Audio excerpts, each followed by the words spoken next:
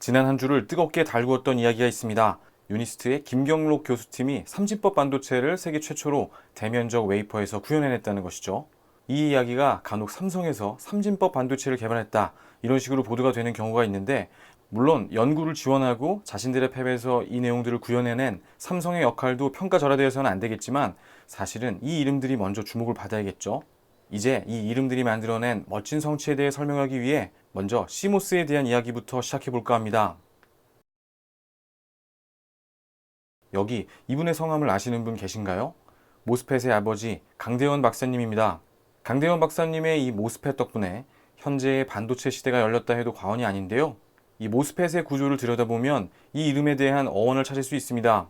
지금은 이 게이트의 재료로 실리콘 재질이 사용되지만 과거에는 금속이 사용되었기 때문에 각각의 구조의 이름들이 모여 MOS의 세 글자가 완성이 되는 것이죠.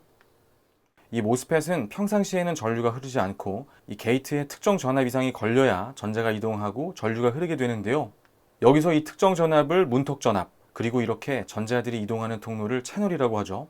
이 모스펫에는 P형과 N형이 있는데, 그림상에서 확인이 가능하듯이 한쪽은 전자를 이용해 전류를 유도하고 나머지 한쪽은 전자가 비어있는 상태, 즉 전공을 이용해 전류를 유도하게 되는 것이죠. 문제는 각각의 모스펫이 서로의 단점들이 있다는 것인데, 이 자세한 이야기들은 오늘 이야기의 주제에 집중하기 위해 따로 에피소드를 잡아서 정리하도록 하고, 각기 두 개의 모스펫을 붙여서 사용하게 되면 각각의 단점들이 상쇄되고 장점만을 취한 구조가 완성되게 됩니다. 이 개념이 N형과 P형에 서로 상부적인 두 개의 모스펫을 붙였다 해서 MOS 앞에 컴플리멘터리라는 단어를 추가한 CMOS가 되겠습니다. 그런데 혹시 이 CMOS라는 단어로 놓고 떠올려지는 단어가 있으신가요? 그렇습니다. 이 PC에도 CMOS 셋업이 있고 디지털 카메라에도 CMOS 센서가 있죠. 그래서 이번 기사를 보시며 고개를 갸우뚱하신 분들도 계시리라 생각합니다. 사실 CMOS라는 단어 자체는 기본적으로 앞서 살펴본 것처럼 이 집적 회로의 종류가 되겠고, 이 카메라 센서나 메인보드 안의 CMOS 역시 CMOS를 활용한 한 가지 예가 되겠죠. 이번 연구 성과는 바로 이 CMOS 회로에서 기존에는 전류의 방향에 따라 0과 1, 두 개의 상태로 구분하던 것을 0과 1과 2, 세 개의 상태로 구분할 수 있도록 하는 삼진법의 CMOS를 세계 최초로 대면적 웨이퍼에 구현했다는 이야기가 되겠습니다. 우선 앞서도 이야기한 것처럼 이번 연구 성과를 이야기하며 삼진법의 메모리, 삼진법의 CPU를 만들었다거나 그간에 아무도 생각하지 못했던 이 삼진법이라는 개념을 유니스트에서 세계 최초로 제안했다고 혼동하기가 쉬운데요. 하지만 많은 분들이 이미 아시는 것처럼 사실은 이 삼진법이라는 개념은 아주 오랜 시간 전부터 학계에서 연구가 진행되어 오고 있는 하나의 연구과제라고 보는 것이 옳겠습니다. 구태여 멀리 1958년에 개발된 세툰의 예를 들지 않더라도 2016년에 성균관대 박진홍 교수팀의 연구 역시 삼진법 트랜지스터와 관련한 주제를 다루고 있는데요. 기존 컴퓨터의 60%에 해당하는 반도체 소자만으로도 같은 기능을 수행하는 차세대 반도체 소자가 개발됐습니다. 성균관대 박진홍 교수팀은 2016년도의 방송인데 어떠신가요?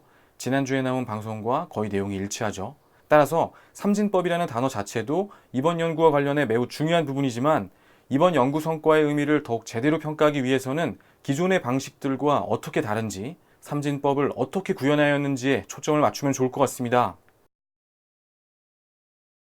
유니스트의 김경록 교수님과 연구원분들이 실제로 웨이퍼 위에 구현한 삼진법 CMOS의 모습입니다.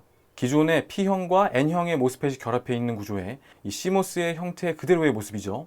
이제 이 사진과 일반적인 CMOS 구조 두 개의 사진을 두고 틀린 그림 찾기를 해보겠습니다.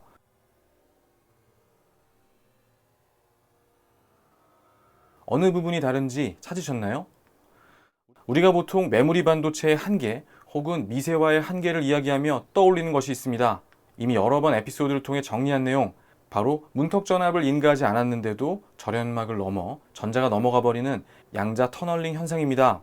보통은 이 양자 터널링 현상을 제어할 수 없는 부분으로 인식하고 이것을 피해 발전을 이어나가는 것이 현세대 반도체, 특히 메모리 영역의 가장 큰 과제가 되고 있는데, 유니스트의 삼진법 CMOS는 오히려 이 드레인과 소스 사이의 특정 부분에 전공과 전자의 도핑을 강함으로써 오히려 이 터널링 현상을 유도합니다. 이렇게 P형 모스펫의 특정 부위에는 전자를 더 많이 도핑시키고 N형 모스펫의 특정 부위에는 전공을 더 많이 도핑시키게 되면서 게이트 전압을 인가하지 않은 상태에서 이 터널링 현상에 의해 하나의 논리 상태가 만들어지게 되는데 N형 모스펫의 채널 전류가 흐를 때가 0, P형 모스펫의 전류가 흐를 때가 2, 그리고 게이트 전압이 0인 상태에서 터널링 전류가 흐르는 상태를 1, 이렇게 삼진법의 CMOS가 만들어지는 것이죠.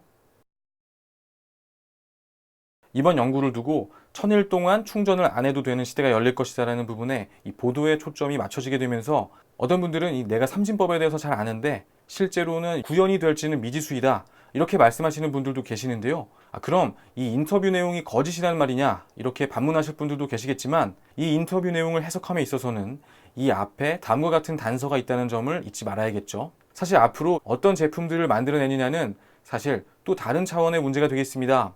그렇기 때문에 이번 연구와 관련해 이 삼진법 CPU를 만들었다거나 삼진법 메모리 반도체를 구현했다고 사실관계 자체를 잘못 이해하거나 조만간 삼진법 반도체 세상이 열릴 것이다라는 추측 역시 아직은 조금 조심스러운 부분이 되겠는데요.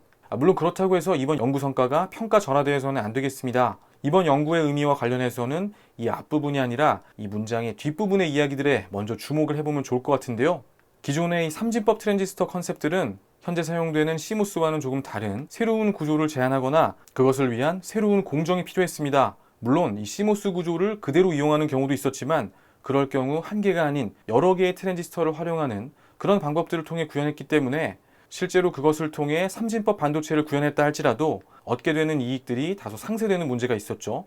반면에 이번 유니스트의 삼진법 CMOS는 기존의 CMOS 구조를 거의 그대로 이용하면서 제3의 상태, 여기서는 양자 터널링 현상으로 인한 일정한 전류 흐름을 구현해냈기 때문에 다른 연구들보다 한 발 앞서 이 대용량 웨이퍼상의 구현이 가능했던 것이죠.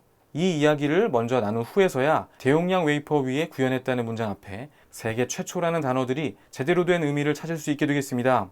반대로 다른 연구실의 연구들이 이번 연구보다 열등하다, 이렇게 평가하는 것도 역시 곤란하죠. 다른 연구들도 계속해 발전을 이어오고 있고 기본적으로 이 삼진법 반도체들에 대한 연구는 아직은 그 가능성이 제시되는 단계에 있는 그런 이야기들이라는 점을 이해하겠죠.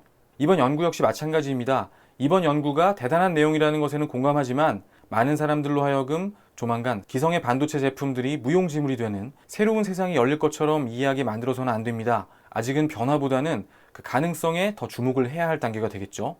그런 이유로 그 밖의 이야기들, 앞으로 삼진법 반도체가 나오면 세상이 어떻게 변할 것이다 하는 이야기는 이미 다른 매체들을 통해 수도 없이 많이 반복된 내용이기도 하고 오늘의 이야기들이 하나둘씩 더 현실과 가까워지는 날들을 위해 아껴둘까 합니다. 정말 1000일에 한 번만 배터리를 충전해도 되는 그런 날이 오면 그 작은 가능성들을 마침내 현실로 만들어 온 지난 시간들을 기억할 수 있도록 말이죠.